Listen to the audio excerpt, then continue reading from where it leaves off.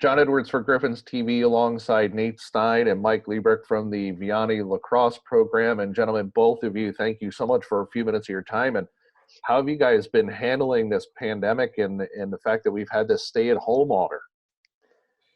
I think for me, it's just been a whole chunk of my usual lifestyle in the spring has been kind of upended. Yeah, I mean, I think it's kind of a shock. I think we all kind of knew, we didn't really know it was coming. Like, I mean, obviously nobody predicted this was coming, but nobody really knew the extent of it until, like the day after our first game. We were still hopeful that, we would be able to travel to Memphis. And then, kind of that Thursday, the 12th or 13th, we kind of realized that could have been it. So it's definitely devastating, and it's definitely, kind of spring altering for us as, for the last 6 years. We've put in, hours and hours of time into it. It's definitely different. Yeah. You guys had a few weeks together. You guys actually started getting together back in February. You guys were having conditioning, and I remember there were some nights where it was snowing and you guys were still out on the field working out. And at least I think you guys probably had the most time together as a program before your season started. And take me through the mindset of what your teams, for what you guys were expecting this year. Yeah, I mean, so like the awesome part about us being as part of the MSLA is we get to start like a week earlier than everybody else. And then our non-contact days, we get a little bit more time than a lot of the other sports do. So we were really, really prepared for this season. I think our kids were locked in. We've been kind of saying 2020 was the year since I got here in 2016. Like we knew what we were going to have coming up from our middle school kids in 2016, in 2015 even. So for the last 6 seasons, we've been kind of building gradually these guys through our system, knowing that this year was going to be our most competitive year. Not that we haven't been in the past. I mean, we were 12-6 2 years ago and 14-4 last year. But we knew this year that we had a really, really special group. Yeah, I mean, I was lucky enough to have these guys in the Junior Griffins program, 5 years ago when they were 7th, 8th graders. And even then, as Mike was saying, we just looked at this group of guys, and it wasn't just a talent pool. It was just it was an attitude. It was a dynamic. We had a really beautiful thing going right there. And these kids played well together. I think they kind of they felt one another in terms of what the other one was doing. They could sense what the next move is going to be. And they just had a really good synchronization, if nothing else. Yeah, they bought in. Yeah. Moving forward, now that you won't have a team this year, you said that this year was going to be that get over the hump kind of year for you. Do you feel moving forward that this program has now set itself up for the next couple of years to continue being that power team within the league? Yeah, I mean, I think absolutely. The cupboard after this year is certainly not empty. You're bringing back – our juniors this year, we're bringing back a kid who as a sophomore scored 50-plus points and was an 80% face-off kid. You're bringing back a first line midfielder, and like our top-tier second-line guys are coming back. We're bringing back a kid who started on defense and guys who are getting a lot of reps as like LSMs or long-stick midfielders and are kind of our specialty roles. All those kids are kind of rolling through. And then we had a really successful JV program. Our JV program has gone into the JV playoffs, which are like the top 8 teams. We kind of set that up ourselves as a league to kind of seed the top 8 teams, and they've been in that every single year for the last 4 years. So last year they went to the quarterfinals of that. So there's kind of a culture coming up that's going to set us up to be a sustainable program that's going to be a top 12 team every year. Yeah, talking with our current Junior Griffins coordinator, there are kids, 6th, 7th, and 8th grade who are coming to our Junior Griffins program because they see Vianney as being the place they want to play for. They want to come to a team that's going to be competitive. It's going to be well coached. It's going to be doing things the right way. And that's something that's really exciting. You're talking about the Junior Griffin program. You're talking about the strength of the program and how, you look at what's gone on over the last couple of years. The strength in numbers is there, but just talk about the exponential growth of lacrosse in the St. Louis area. Yeah, I mean, it's the fastest growing sport in the country. Definitely one of the fastest growing sports in the world. and definitely the fastest growing sport at Vianney. You know, when I started here 6 years ago, we had 38 guys. We had almost 60 this year, not even including our feeder program, which had 30 guys in it. And so I think what we're going to see is just that growth through St. Louis as youth leagues pop up everywhere. CYC has opportunities for kids that are growing all over the place. The club level is growing. And then you have college programs in the area that are solid, like in Maryville and in Lindenwood and Missouri Baptist are solid programs that have kind of been staples in the area. And that helps growth because coaches come from those programs all the time that help build leagues and teams and select groups and learn to play. That really helps the area out. We talked about the growth there for a second. Now that there's more opportunity for the students, do you see that number continuing to trend upward? Because like you said, the local area colleges, the Maryvilles, the Lindenwoods, the Missouri Baptists, do you see those numbers continuing to grow? Yeah, I think that's the trend everywhere, is that's going to continue to grow.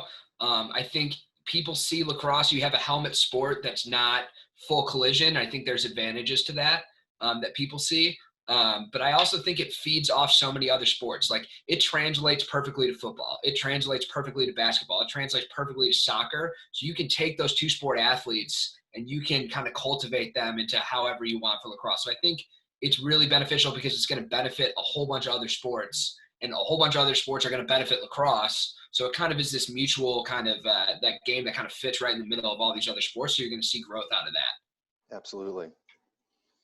One of your senior leaders this year would have been Jordan Celestley. Despite injury over a few seasons, one of your team leaders, he'll be moving on to play Division I college at Marquette, and talk a little bit about Jordan and his success within the program and what it's meant for him and for you, and what it not really having a season this year. I mean, it doesn't hurt him, but he'll be moving on to bigger and better things. Yeah, I mean, I think Jordan bought in, a long time ago into what we were selling, into our vision, as did this whole entire senior class, all 10 kids. But I mean, he's obviously a super special talent. You don't get to coach kids who have the talent level to play at the Big East very frequently. And just having that in your program from a competitive standpoint. I mean, he walked in the day he was a freshman and demanded that we were a competitive program. And it brought everybody up, despite him being 14 years old and he's playing with 18-year-olds. Everybody had to kind of rise to his level because he walked on the field day one of fall of like September 15th when he walked in, was the best player on the field by far. And nobody wants to get shown up by a freshman. And just having that competitive drive through the last 4 years has really helped set our culture up in the way we wanted it to be, in the way we envisioned it in 2015 when we all came here. So, obviously him not getting that final senior season is awful, and it's devastating for all of them. But the only thing you can ask of kids, right, is to leave the program better than you found it. And that's like the actualization of any team. And I think this group, Jordan included, certainly did that. Talk about some of the other signees that you had between the fall and the spring, and what they've meant for the program for you guys. Yeah. You want to go, Nate? I'm sorry. I was going to just talk to, looking at the four signees we had yesterday between Jordan, Colin Believa, Tanner Plackey, and Pete Heavenstraight. All four of those guys, not just on the field, and undeniably so, that they were an unbelievably talented group of guys that brought a sense of determination, a sense of ambition, wanting to be better, and they were hungry for it. Also, just looking at their leadership qualities. John, you had mentioned, Jordan being a leader, just from his example. But all four of those young men, including any of the seniors that weren't necessarily signing somewhere, their abilities in the classroom, their abilities in the hallway, what they brought to the school, and their contributions of being examples to younger players and younger students around the building was just monumental. So just talking from that standpoint alone, even if you took the athleticism and competitive spirit away, they brought so much to the program and to the school overall. Yeah, I would agree. I mean, their leadership qualities, all four of those guys were huge. And then the rest of our senior class as well. I mean, most of those guys, despite not signing with an NCAA or NAIA program, like, Zach Finder will likely go and play club ball at Indiana.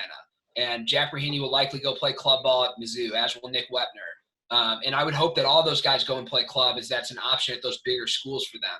So just because they're not signing, we'll probably have 8 of our 10 kids playing in college next year, which is, the ultimate goal of high school is to get kids to college. Ultimate goal of high school sports should be get kids to college as well, and those kids are doing that. And so I think just having that whole group working towards, I want to get to the next level, is just going to bring the competitive nature of your program up so much.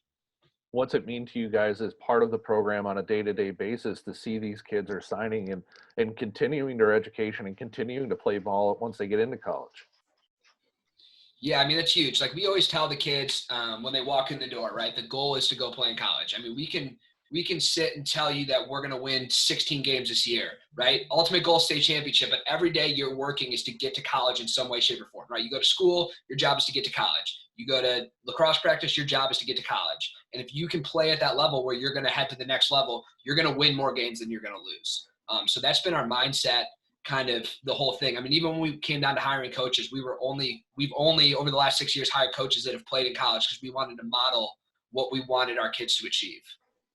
And just the opportunities too. I mean, just looking back, I came back to Vianney in 2007 and had played lacrosse in high school at Vianney and then at Mizzou. And just the opportunities and the resources that weren't there before, and also just the drive for kids to want to do that. I could count on one hand the guys that I knew personally through all of St. Louis who went on to play somewhere, that and club ball included. And now where it is a desire that kids from all levels, whether it be NCAA, NAIA, or club ball, they want to go on. They want to go to the next level. And these programs are providing opportunities and great competitive, spirits and games and, competition just that was, I think, just really cropping up in the mid 2000s. And now it is just, above and beyond what could ever be expected 10, 15 years ago. You guys haven't had it. I don't think you've had a chance to really get all the guys together and have a conversation with them. But what have you guys told them as from a head coaching standpoint, from running a program standpoint? What have you been able? What is the message moving forward for these guys that there's no season? There might not even be an opportunity for them to play here this spring. What's been the message for them as we're in this time of, hey, stay home? I think the first message was that we sent out even before we knew we were going to be canceled was you got to stay home, you got to stay healthy, because the more you do that, the shorter this time is going to be for all, right? Because it's not about us, right? Like as athletes, we always talk about how you're sacrificing for the greater good. Like right now, the greater good is our whole community. So we're sacrificing for everybody right now. And we've had a lot of practice doing that, so we're going to be really good at it. So that was the first kind of note we said to them. After we learned that our season ended, obviously we were all devastated as a staff, but we sent the kids a text letting them know, because there was just really no other way to do it other than, not have it leak, was just to get them all through a text message, which wasn't how I would have wanted to do it, but it's just kind of the way we had to. We just told them exactly what it was. And we had to tell them that, the ultimate goal, like I said earlier, the ultimate goal of a team, right, is to leave a program better than you found it, and to leave a program sustainable for the future. And that group, our whole entire organization, has done that over the last 4 years. And so in that, I think you're incredibly successful. And I'd put up our turnaround from when they were in 8th grade and they all knew they were coming here. We were 3-16. They left on the back of a 14-4 season and a 1-0 season in which they didn't give up a goal. They shut out their only opponent. I think the turnaround, you could see on that 5 year, that trajectory that these kids had is unmatched out of any program that I know of. So that was our message, and that we love them. I'm sure. And I'm sure that it's not easy for you guys, because at this time of year, you're so used to, running your practices, having your games. You'd be in the middle of your season right now, getting ready for that back half of the season, getting ready for the playoffs at that point. Yeah, we'd be right in the middle of the grind. We would have just come off playing SLU and be preparing for MICDS, perennial state champion. So we'd be right in the thick of it right now. Gentlemen, I always appreciate a few minutes of your time, and I'm glad we had this opportunity to chat about the lacrosse program. And it's unfortunate that things had to end the way they did. And for the seniors that are going out, I wish them nothing but the best. And I appreciate a few thoughts on your team and your program here this afternoon. Thanks a lot, John. Thanks for having Appreciate us. it.